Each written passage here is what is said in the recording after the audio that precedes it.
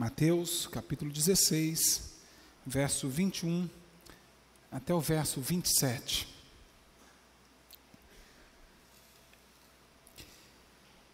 Diz assim a palavra do nosso Deus: Desde esse tempo, começou Jesus Cristo a mostrar a seus discípulos que lhe era necessário seguir para Jerusalém e sofrer muitas coisas dos anciãos, dos principais sacerdotes e dos escribas, ser morto e ressuscitado no terceiro dia. E Pedro, chamando-o à parte, começou a reprová-lo, dizendo: Tem compaixão de ti, Senhor, isso de modo algum te acontecerá. Mas Jesus, voltando-se, disse a Pedro: Arreda, Satanás, tu és para mim pedra de tropeço, porque não cogitas das coisas de Deus, e sim das dos homens. Então disse Jesus a seus discípulos: Se alguém quer vir após mim, a si mesmo se negue, tome a sua cruz e siga-me. Porquanto, quem quiser salvar a sua vida, perdê-la-á. E quem perder a vida por minha causa, achá-la-á. Pois que aproveitará o homem se ganhar o mundo inteiro e perder a sua alma? Ou que dará o homem em troca da sua alma? Porque o Filho do Homem há de vir na glória de seu Pai, com os seus anjos, e então retribuirá a cada um conforme as suas obras. Vamos orar. Amado Pai Celestial, neste momento, ó Deus, nós nos curvamos, nos quedamos diante de Ti, reconhecendo, ó Deus, que precisamos de ser iluminados pelo Teu Santo Espírito, para que a Tua palavra, ó Deus, possa ser compreendida, aceita e também, Deus, obedecida por nós. Toma-nos, ó Deus, em Tuas mãos. Fala conosco, ilumine a nossa mente. Em nome de Cristo nós rogamos. Amém, Senhor. Muito bem, meus amados. Eu não sei quantos de vocês usam gerenciadores de e-mails. Eu gosto de utilizar porque eu tenho vários e-mails. E aí então eu coloco tudo num gerenciador e quando eu entro no gerenciador eu tenho acesso a todos os meus e-mails de uma vez só. Bom, o que acontece é que, infelizmente, abrir o gerenciador de e-mails hoje em dia é o mesmo que receber uma enxurrada de apelos ao consumo. Em meio aos e-mails importantes que você de fato quer receber, resposta de algum que você enviou, nós recebemos inúmeros e-mails apelando ao nosso coração exatamente para cedermos às várias propagandas de consumo. Peixe Urbano, Groupon, Hotel Urbano, OLX, Bom Negócios e tantos outros sites que se especializaram exatamente nisso, em nos dar oportunidade em uma escala não só agora municipal, estadual, nacional, mas numa escala global. Oportunidades de consumo, então, em todos os lugares do mundo, de produtos dos mais variados tipos. Os comerciais de televisão não ficam para trás. Sem trégua, ou seja, em todo o tempo, há ali um comercial tentando nos vender alguma coisa da qual, sem ela, nós não poderíamos ser felizes. Apelo e mais apelo. Coisas que vão revolucionar a nossa vida. Também o número crescente de shoppings nas grandes cidades, as mudanças constantes dos modelos dos aparelhos eletroeletrônicos, dos carros e até mesmo das roupas, a construção de mais e mais opções de moradias, cada vez mais confortáveis ou cheio de coisas agregadas para o nosso conforto. As várias redes de hipermercados que se instalam cada dia mais próximo da nossa casa, etc. Enfim, tudo isso e muito mais coisas nos mostram que vivemos então em uma sociedade pautada por uma mentalidade extremamente refém do consumismo.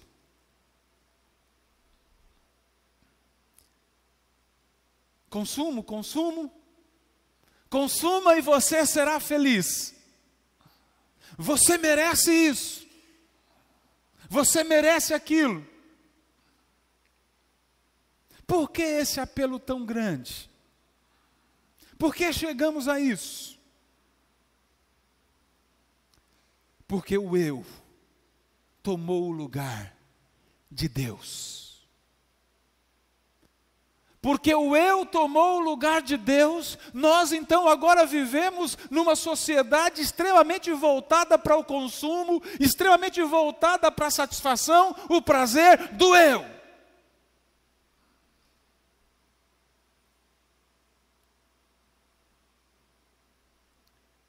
Debaixo da influência do humanismo, que ao colocar o ser humano como sendo o vetor, o vértice que move o universo, debaixo desse humanismo, vemos então legitimados desejos egoístas do nosso coração. De fato, eles são justificáveis, veja só. O homem é o vértice do universo. Você é a medida de todas as coisas. Debaixo também do existencialismo, que ao apregoar, conforme um dos seus maiores filósofos, Sartre, a existência precede a essência. Com isso, o existencialismo coloca o ser humano de maneira livre, leve e solta, para construir a sua própria essência, à medida que ele, no uso dessa liberdade, expressa então os seus desejos de forma completa e sem restrição. Afinal de contas, ele não tem nada de fora que vai então dizer para ele quem ele é, porque o existencialismo matou Deus, dizendo, não tem mais nada lá fora, não existe Deus que define quem você é, não há nada essencial em você colocado por alguém de fora ou por Deus, um criador ou uma força externa. Você é aquilo que você realiza. A existência precede a essência, então você é livre para experimentar todas as coisas, para você se descobrir ou ser alguma coisa. O eu no lugar de Deus. Debaixo também então do materialismo, que apela aos nossos desejos humanistas e existenciais, cultivando, por sua vez, então, uma mentalidade que busca o benefício pessoal em todas as coisas. Diante dessas situações e ainda, debaixo de fatores carnais, isto é, fatores produzidos pela nossa própria natureza pecaminosa, tais como a ignorância espiritual, o orgulho e a apatia. Coisas essas que fizeram o ser humano esquecer de Deus e, consequentemente, a sua igreja e as suas prerrogativas. Debaixo dessas coisas todas, então, dessas questões culturais, dessas forças culturais e destes fatores carnais ou questões contra a Escritura, aquilo que é espiritual, o que é que nós encontramos? Nós encontramos um ser humano cada vez mais voltado para si mesmo, cada vez mais interessado a promover a dignidade do seu próprio eu, de satisfazer os seus desejos egoístas, ser humanos individualistas, hedonistas, reféns do prazer e pragmáticos, buscando tudo aquilo que funciona segundo a sua perspectiva de bom, de belo, de perfeito e de satisfatório. E infelizmente, isso não acontece apenas com aqueles que não creem em Deus. Aqueles que não fazem parte das igrejas. Infelizmente, isso tem afetado até mesmo muitos cristãos. E por conta disso, o que temos visto são igrejas e mais igrejas, formadas por uma membresia em nada diferente dos ímpios. Crentes carnais, comprometidos com uma agenda pautada não mais em Deus, mas no seu próprio eu. Como que se eles mesmos dissessem: eu sou o capitão do meu próprio navio. Mesmo crendo em Cristo, afirmam: eu sou o capitão da minha própria vida, do meu próprio navio. Querem Jesus e dizem ter crido e aceito Jesus como seu Senhor, como seu Salvador, mas não o abraçam como seu Salvador, como seu Senhor. Creio nele como aquele que salvou a mim dos meus pecados, mas não crê nele entregando a sua vida ao senhorio deles. Eu sou o Senhor da minha própria vida. Gritam desafiadoramente com as suas ações e modo de vida, não obstante dizerem que creem em Cristo como seu Senhor e o seu Salvador. Crentes onde o que importa não são as prerrogativas e prioridade de Deus, mas sim as suas, os seus desejos, e não a vontade, o desejo de Deus. Crentes que entendem a frequência à igreja como sendo opcional e até mesmo desnecessária. Crentes que estão dispostos a servirem a Deus, desde que isso não entre em conflito com os seus desejos, com a sua agenda pautada em satisfazer a si mesmos. Crentes cheios de orgulho e egoísmo, refletidos em uma indiferença completa para com a glória de Deus. Ou como diria John Piper, crentes sem qualquer paixão pela glória de Deus. Cheios de paixões por si mesmo, mas não pela glória de Deus. E ainda assim, muitos desses têm a coragem de cantar: a Ele a glória, a Ele a glória, a Ele a glória, para sempre em amém. São carnais, não amam dar glória a Deus, mas cantam com toda a força. São cínicos, falsos, hipócritas.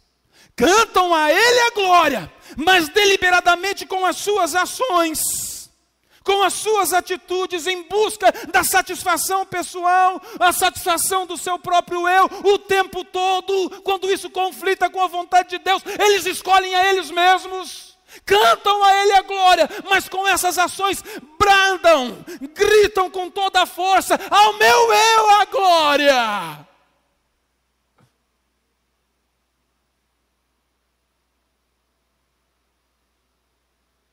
Ao meu eu a glória, ao meu eu todas as coisas, para minha satisfação, para sempre, amém. É assim que cantam com a vida. não obstante cantarem com os lábios, a Ele a glória.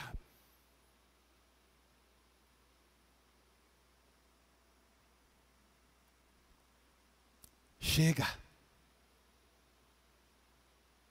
Chega desse evangelho que não produz transformação. Chega desse evangelho onde o eu está entronizado e não Deus. Chega desse evangelho sem preço, sem custo para os que o abraçam. Chega desse evangelho onde é possível servir a Deus sem negar a nós mesmos, sem negar a si mesmo, sem viver custo.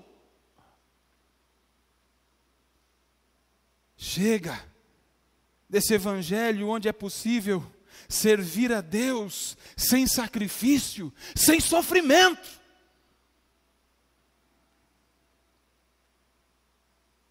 Esse é o ponto de Jesus aqui com seus discípulos. É isso que Jesus está dizendo, a esse ponto que Jesus está chamando a atenção dos seus discípulos. Não há evangelho sem custo, não há evangelho sem preço, não há evangelho sem sofrimento. Não há vida se antes não houver morte. Não há gozo, não há alegria, não há satisfação, sem antes existir sofrimento. É disso que Jesus Cristo está falando. Não há evangelho se Deus não estiver ocupando o lugar dele. O lugar que o eu está ocupando é de Deus. Então eu quero chamar a sua atenção para isso, porque esse é o ponto de Jesus aqui. No Evangelho de Jesus, a graça produz morte antes de produzir vida.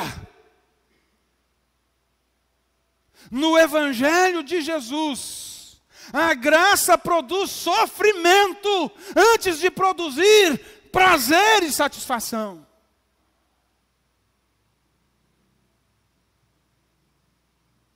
É sobre essas duas coisas que eu quero falar com você nessa noite. Jesus nos chama a atenção para elas. No Evangelho de Jesus, a graça produz morte antes de produzir vida. As palavras de Jesus são diretas, são extremamente claras, puras, cristalinas. Se alguém quer vir após mim, a si mesmo se negue.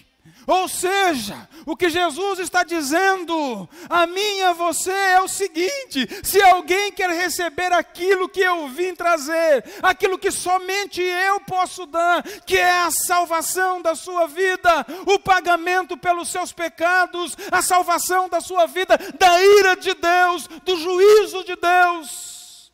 Se você quer ter vida, porque eu sou a verdade e a vida. Se você quer ter vida, a si mesmo se negue. A vida produzida pela graça só será experimentada por aquele que dera perder a sua própria vida antes.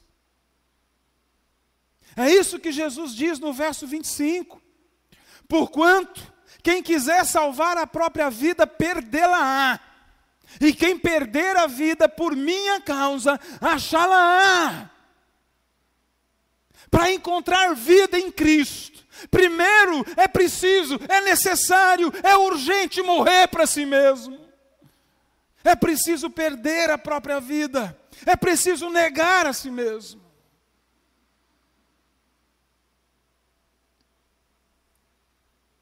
Mas será que é isso que nós temos encontrado hoje? São esses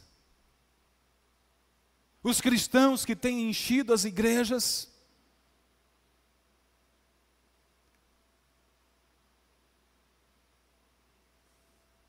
Porque encher a igreja, ser membro da igreja, muitas vezes é totalmente diferente de estar seguindo a Cristo. Não deveria. Mas para muitos, uma coisa não tem necessariamente significado a outra. Antes de falar a você o significado de a si mesmo se negar, quero ressaltar aqui algo interessante colocado nessa ordem de Jesus. Jesus Cristo usa o modo verbal aqui imperativo. E isso significa dizer então que o que Ele está colocando para mim, para você, ou para aqueles que querem segui-lo, que então isso não é uma opção. Negar a si mesmo é uma ordem de Deus para nós, e ordem de Deus nunca será uma opção, mas um dever. E esse é o modo verbal que exprime ordenança. É imperativo. Além disso, o tempo verbal na língua original utilizado para negar-se é um tempo que não existe no português. É um tempo chamado auristo. O mais próximo do português é o pretérito perfeito, que nos remete a algo que aconteceu simplesmente, que já ficou no passado. Mas esse tempo verbal da língua grega não só mostra que isso é uma coisa que já aconteceu, mas ele fala a maneira como isso se deu, dizendo que isso foi definitivo, dizendo que isso foi pontual, dizendo que isso não foi algo processual, mas algo que precisa ser visto de uma maneira definitiva, cabal, plena. O que nos leva a entender então que negar a si mesmo não deve ser uma atitude processual ou progressiva, mas sim uma ação realizada de forma definitiva, pronta e plena.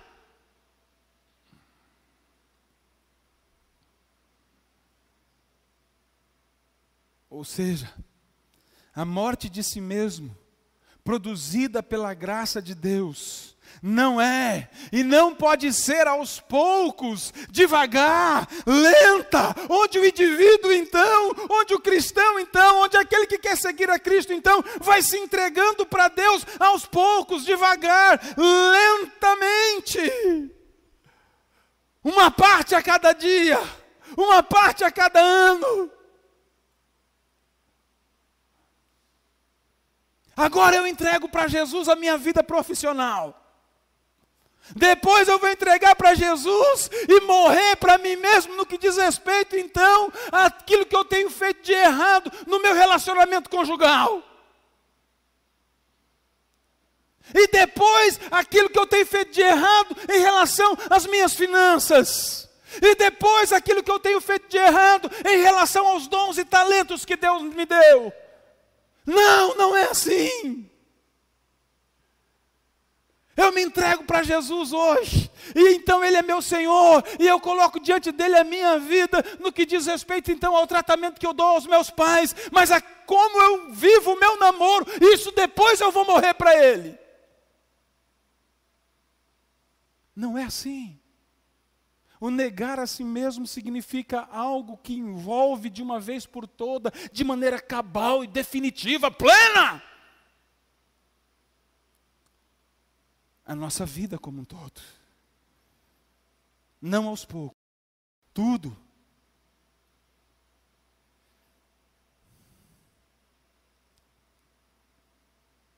A si mesmo se negue.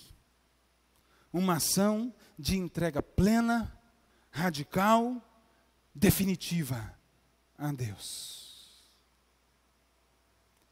Você não tem a opção se você quer seguir a Jesus. É uma ordem.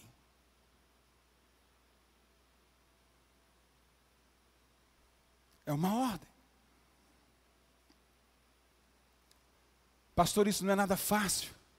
E quem disse para você que ser cristão é algo fácil? Quem disse para você que Jesus prometeu algo fácil para aqueles que querem o seguir? É difícil. Se disseram para você que ser cristão é um mar de rosa, é a coisa mais fácil do mundo, mentiram para você, não te pregaram o evangelho.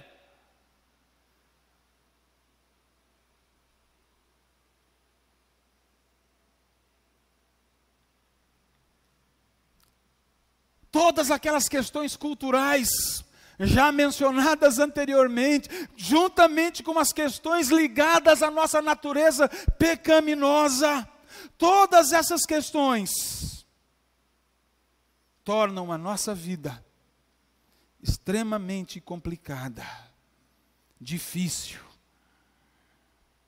Por conta disso, não tem sido natural, comum, encontrar pessoas que de fato negaram a si mesmos, mesmo dentro das igrejas, mesmo dentre aqueles que fazem parte da membresia, da igreja visível. Pelo contrário, o que temos visto é cada vez mais pessoas vivendo em busca das suas expectativas, em busca de realizações dos seus desejos voltados para a satisfação do seu próprio eu. Ageu, o profeta Ageu, você não precisa ler agora, mas se quiser ler depois, é o capítulo 1. Esse texto, Ageu 1, é uma passagem que ilustra muito bem isso que eu estou falando. Os exilados judeus haviam retornado da Babilônia. Então, para quem está pegando a matéria agora, né? Os judeus eram um povo de Deus, formado pelo Senhor através de uma aliança que Deus fez com Abraão, um homem que Deus escolheu e tirou então de um mundo de iniquidade e fez dele um servo dele. A partir desse homem, Deus então construiu uma grande nação. E Deus abençoou grandemente essa nação. Mas essa nação voltou as costas para Deus. E Deus então, em vários momentos, trouxe juízos sobre aquela nação para que aquela nação acordasse e pudesse retornar aos pés do Senhor. Mas aquela nação não acordou, ao ponto então de Deus trazer um castigo ainda mais severo. Levantar um povo chamado caldeus babilônicos, ou a Babilônia, para que fosse então contra a nação de Israel, subjugasse aquela nação, imprimisse sobre eles, na vida de muitos deles, grande sofrimento, levando então para a terra da Babilônia muitos dos judeus, a maioria deles cativos, exilando-os distante da sua terra. E ficaram exilados por 70 anos. Depois então Deus levanta então alguém para que pudesse ali ser um instrumento para tocar no coração daqueles reis e que agora liberam o povo para retornar à sua terra. E esse povo então retorna à terra, e Ageu retrata esse retorno, o retorno dos exilados judeus, ocorrido no ano 536 então. Eles voltam, e quando voltam iniciam a reconstrução do templo. Afinal de contas, o templo era a casa do Senhor. E sob então o governo ali, a liderança de Zorobabel, eles dão início à reconstrução do templo. No entanto, os esforços para a reconstrução logo param, logo cessam. Não dura mais de 2 anos e para no meio da obra. Por que fizeram isso? Por que deixaram uma obra de Deus a casa de Deus sem terminar. Os judeus simplesmente, querido, decidiram se ocupar com as reformas das suas próprias casas. Mas não foi só reformar o básico. O texto diz que eles apainelaram as suas casas. Ou seja, encheram-nas de luxo, de conforto.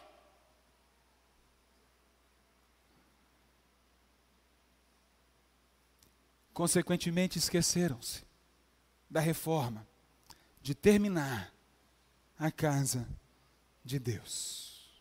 Após 14 anos de espera paciente, 14 anos, com a sua casa ali sem terminar, o seu templo, o lugar onde o povo podia buscar a Deus, depois de 14 anos de espera paciente de Deus, Deus então envia o profeta Ageu para confrontar os judeus, porque eles haviam substituído as expectativas de Deus por seus próprios desejos e projetos.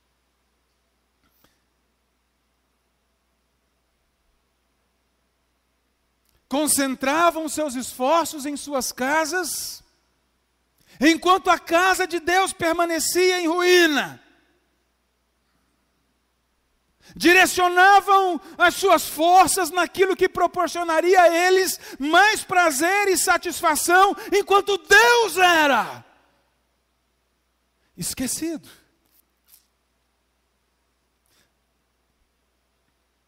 O que estava acontecendo com os israelitas, o povo judeu ali, era claro. Ao abandonarem a reforma do templo, o lugar, a reforma do lugar onde eles poderiam ter comunhão com Deus, a fim de se deleitar nele, a fim de ter prazer nele, esses homens, esse povo estava demonstrando que as realidades escritas no Salmo 84 já não eram mais verdades para eles. Ao abandonarem a reforma da casa de Deus, eles estavam demonstrando que o amor pela presença de Deus encontrado no templo, o desfalecimento da alma por suspirar e almejar a presença de Deus, o prazer e o deleite, a satisfação em Deus, que os fazia exultar pelo Deus vivo. O reconhecimento de que os átrios do Senhor vale mais estar nele, valia mais do que 1000 dias. O reconhecimento de estar um dia nos átrios do Senhor, de que isso valia mais do que 1000 dias longe. Tudo isso havia desaparecido. Como um passe de mágica do coração, havia sumido.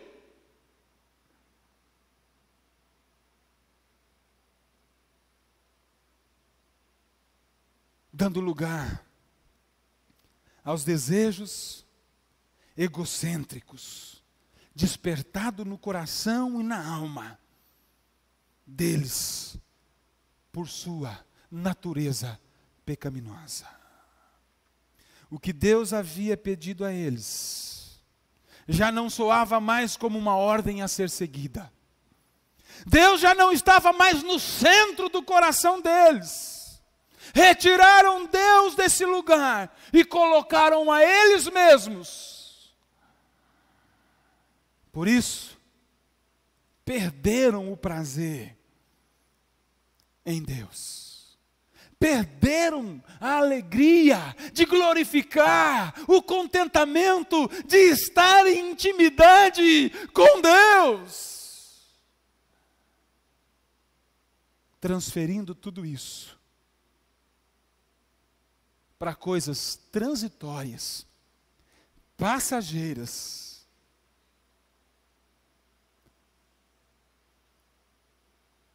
conforto, luxo das suas casas. Ou seja, satisfação do seu próprio eu. Luxo, conforto, encontrado naquilo que o coração deles desejou naquele momento. Casas apaineladas. Tudo isso passou a ser mais prazeroso do que Deus e a intimidade com Ele.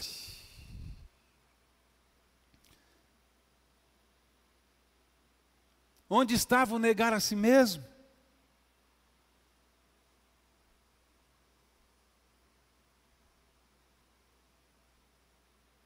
Não mais existia. Agora, voltando para o texto. Voltando para as palavras de Jesus, direcionadas aqui a Pedro e aos outros discípulos, e também a mim e a você. Jesus havia dito que precisava ir para Jerusalém. Jesus disse: eu preciso ir para Jerusalém e sofrer muitas coisas dos anciãos, dos principais sacerdotes, dos escribas. Eu tenho essa agenda a ser seguida, no plano da salvação de todos aqueles que creem em mim e que virão crer em mim ainda. Eu tenho essa agenda a ser seguida para que todos aqueles que já morreram, crendo no Messias, para que a salvação deles também seja uma realidade. Eu preciso cumprir essa agenda. Mas Pedro, então, naquele momento, então, ele não quer viver a agenda de Deus. E ele então tenta impedir Jesus, dizendo: não, o Senhor não pode fazer isso.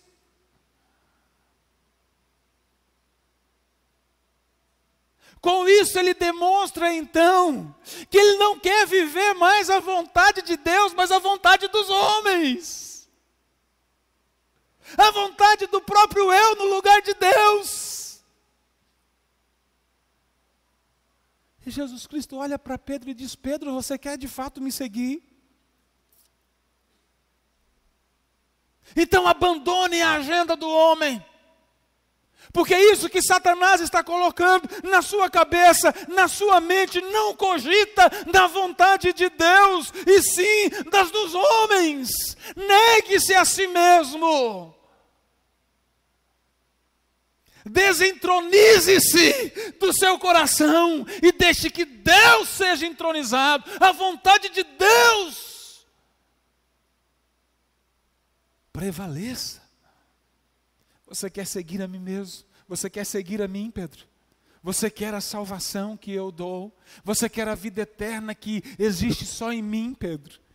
Então, Pedro, aprenda uma coisa, Pedro. Negue-se a si mesmo.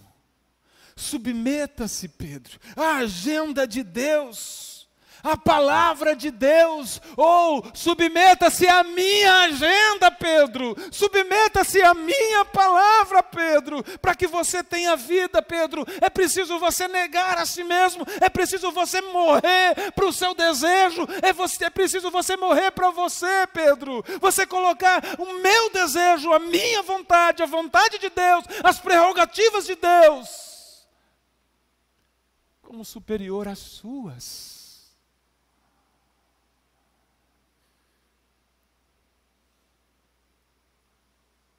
Morra para você, Pedro, e então você terá vida.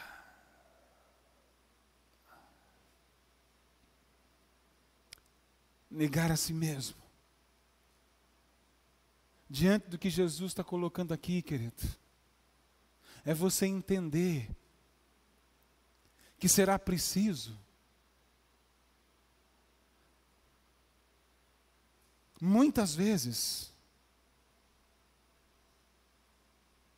abrir mão de coisas lícitas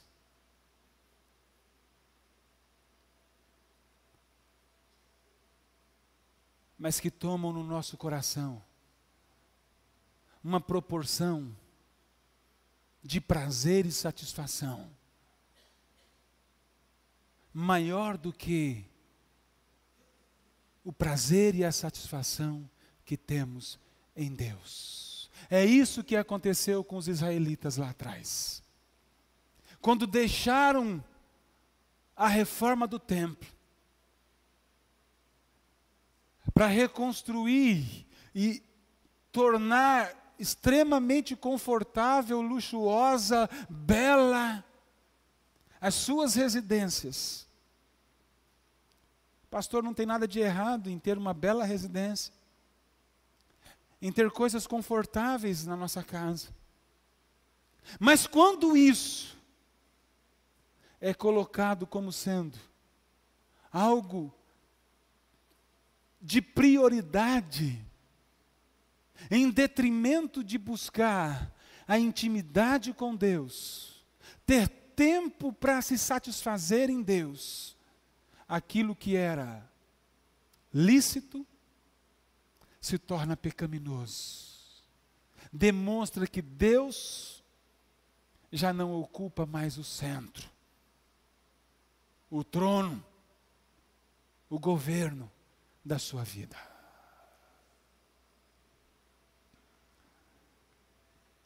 Quando você não vê problema em ter que se esforçar e se esforçar para poder ter, para poder consumir, para poder comprar, para poder ter mais conforto. Quando você não vê problema em ter que passar noites acordadas por conta disso. Quando você então vê que é satisfatório envolver-se com todas as suas forças para poder ter mais e mais condições de consumo e não consegue ter a mesma alegria, a mesma atitude, a mesma disposição para com as coisas de Deus, é porque Deus já não ocupa o trono do seu coração.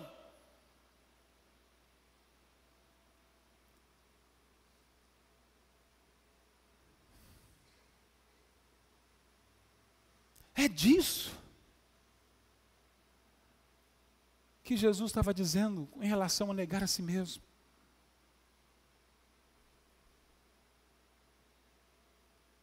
Trabalhar 5, 6 dias na sua vida profissional para ganhar dinheiro, para você poder comprar as coisas que você quer, as roupas da moda, as bolsas da moda, outras coisas mais, televisores, celulares, óculos, carteiras, sapatos. Você trabalha mais, você se dispõe, você não mede esforço, você se sacrifica, mas trabalhar um dia na casa do Senhor, semanalmente, é muito para você. É sacrifício.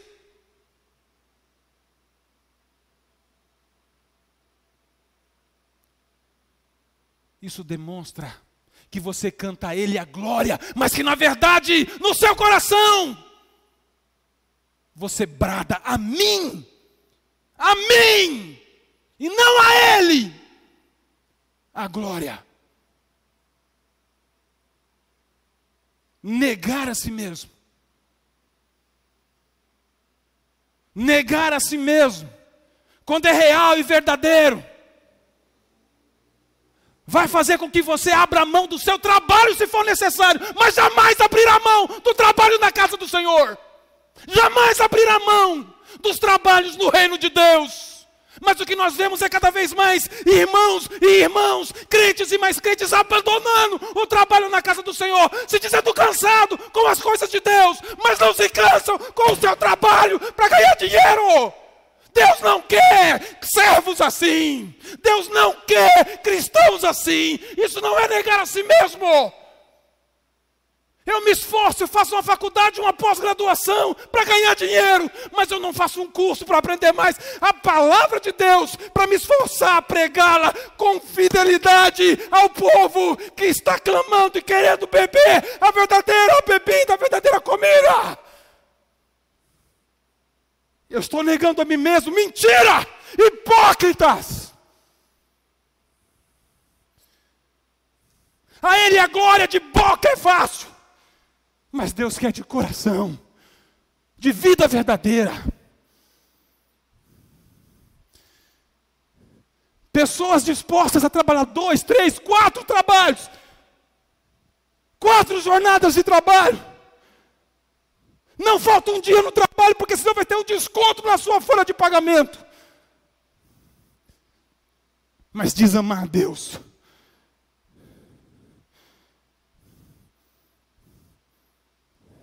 Nessa igreja, já teve gente que teve coragem de dizer para mim assim: eu vou mudar de igreja, porque só eu tenho feito tal coisa aqui nessa igreja. Eu não aguento mais fazer isso. Só eu, ninguém se dispõe a mais. E mudou de igreja.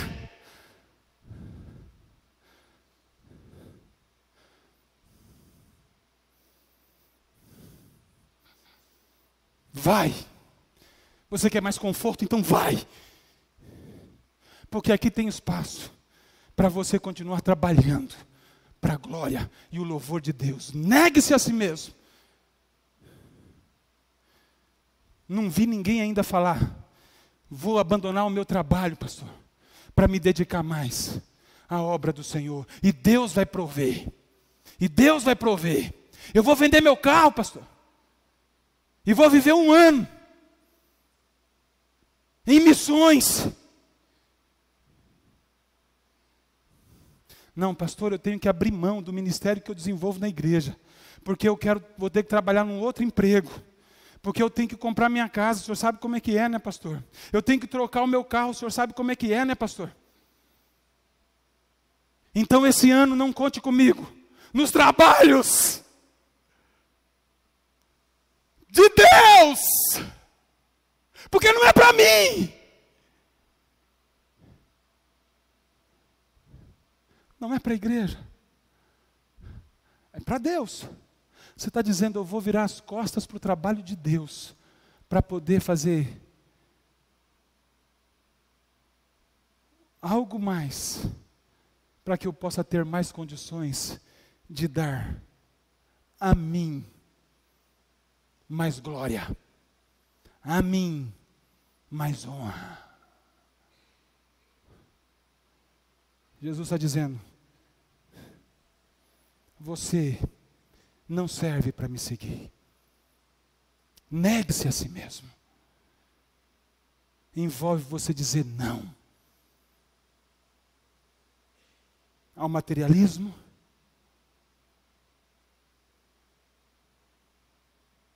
ao existencialismo, ao humanismo, que desemboca nesse tipo de vida hoje,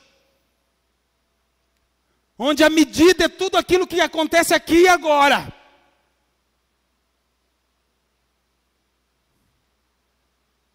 E não mais os céus. E não mais a glória eterna.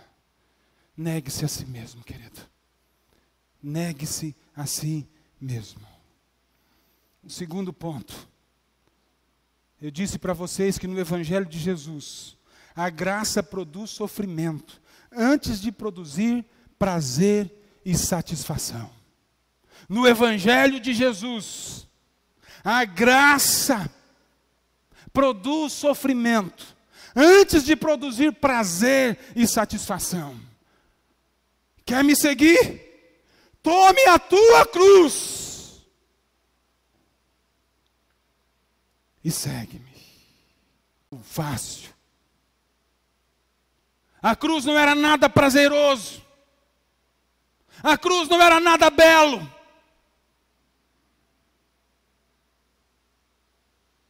A cruz era um instrumento de horror que os romanos empregaram então para executar os piores criminosos. Aqueles que tinham cometido crimes hediondos.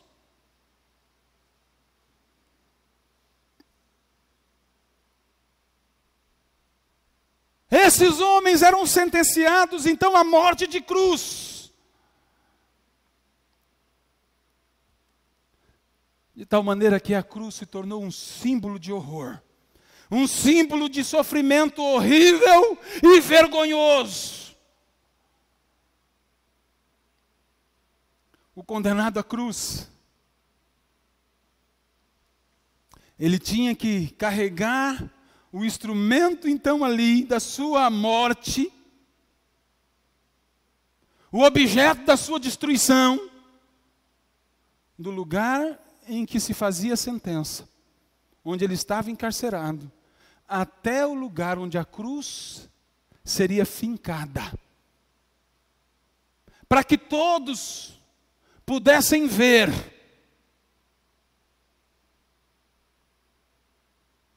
para a vergonha daqueles que eram então reconhecidos como homens perversos e merecedores de todo castigo. Com isso, Jesus estava dizendo que o discipulado não seria algo fácil, mas pelo contrário, o discipulado causaria enormes sofrimentos.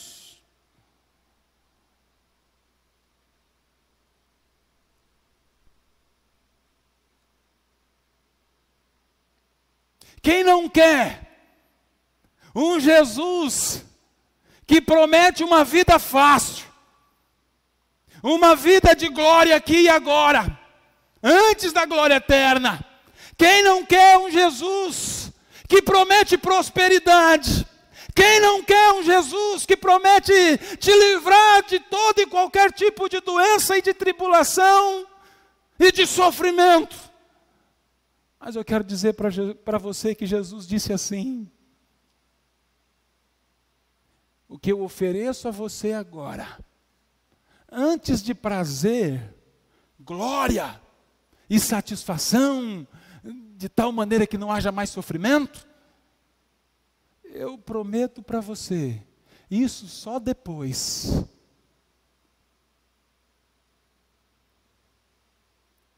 de horror, de cruz, só depois de cruz. Não há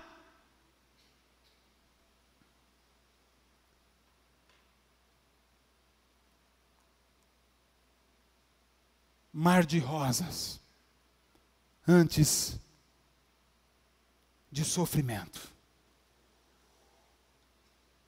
Não foi assim com os apóstolos?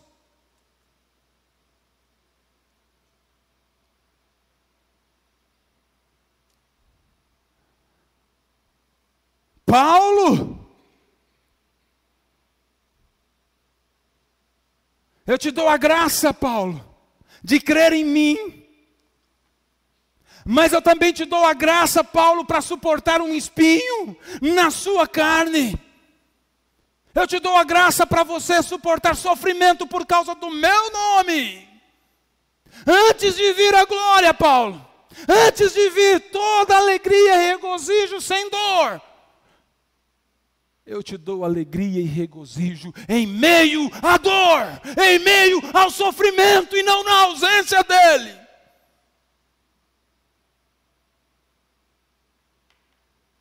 Agora, nesse exato momento,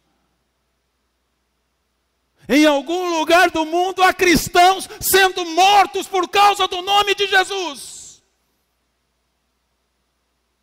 Há cristãos sendo açoitados porque leem a Bíblia.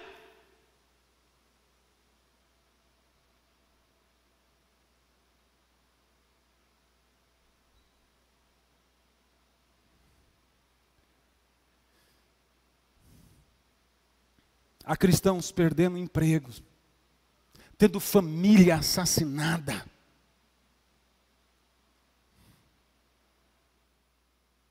Há sofrimento.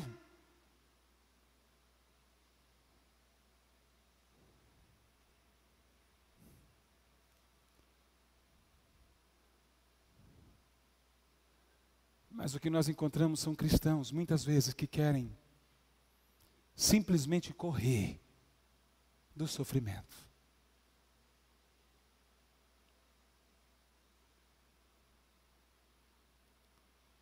Quando Jesus disse isso, ele estava chamando os verdadeiros cristãos para se disporem com ele,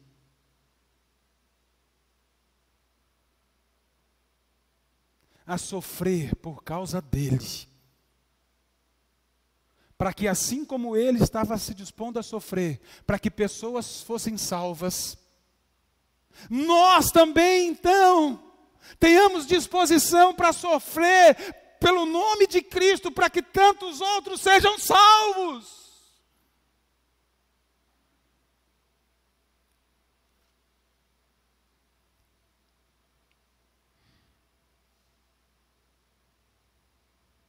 Líbia, China e tantos outros países. Índia. Perseguição, morte, sofrimento.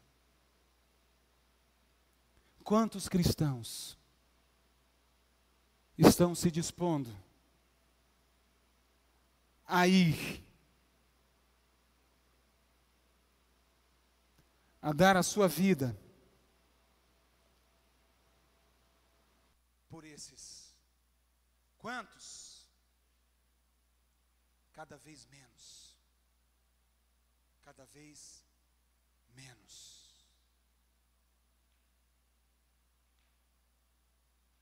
Eu louvo a Deus pela vida da nossa irmã Hidalga. Como eu acho nobre aquilo que essa irmã fez.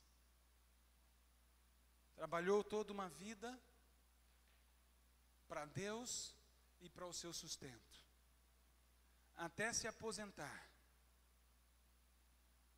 E quando muitos sonham em se aposentar para ganhar o mundo, conhecer o mundo, viajar sem parar, a irmã Hidalga, na sua aposentadoria, resolve dar a sua vida para que outros venham conhecer a Jesus. Numa realidade difícil, dura,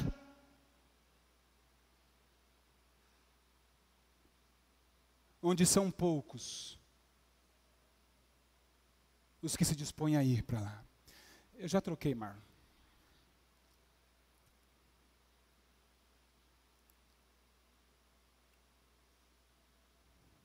Querido,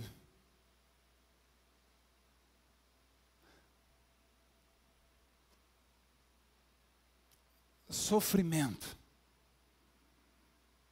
cruz, negar a si mesmo,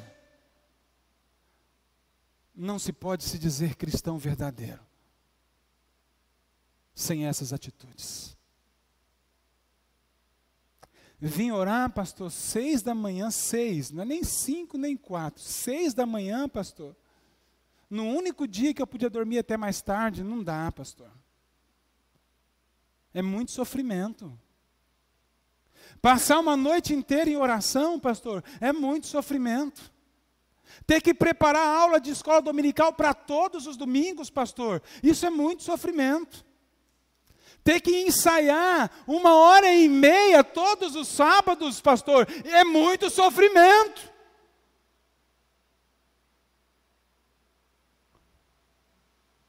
Ter que vir à escola dominical para aprender a palavra de Deus todos os domingos, pastor, é muito sofrimento. Ter que vir à reunião de oração, pastor, para poder ter mais intimidade com Deus, é muito sofrimento.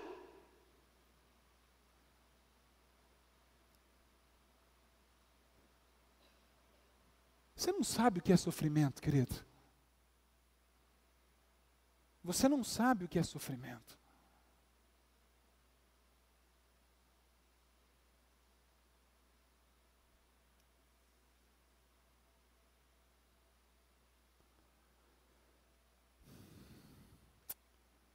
Que Deus possa te dar graça.